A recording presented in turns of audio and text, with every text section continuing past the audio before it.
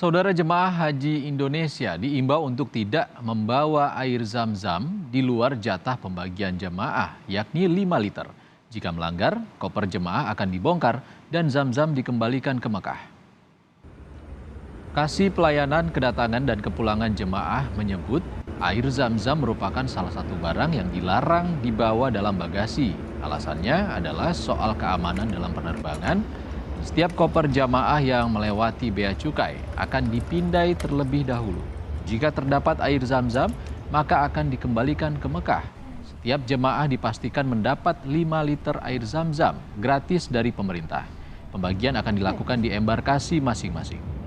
Oh, di sini juga cantik. Dan ini akan sangat berbahaya sekali ketika misalnya kita tetap meng-allow, kita tetap mengizinkan, katakan di sini oke, kami kasih izin, tapi nanti ketika di remote area diperiksa ulang, ditemukan mereka hanya gambling, Mbak. Mereka gambling hanya atau 5 sampai dengan 10 koper. Ketika 5 sampai 10 koper itu tiba-tiba ditemukan zam-zam, itu koper langsung dibalikan lagi ke Mekah.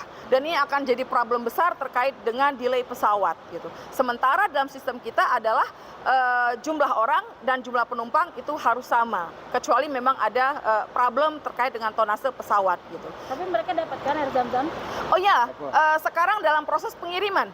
Dan ada beberapa yang sudah sampai di embarkasi aman. Setiap jemaah itu akan mendapatkan 5 liter air zam-zam secara free dari pemerintah.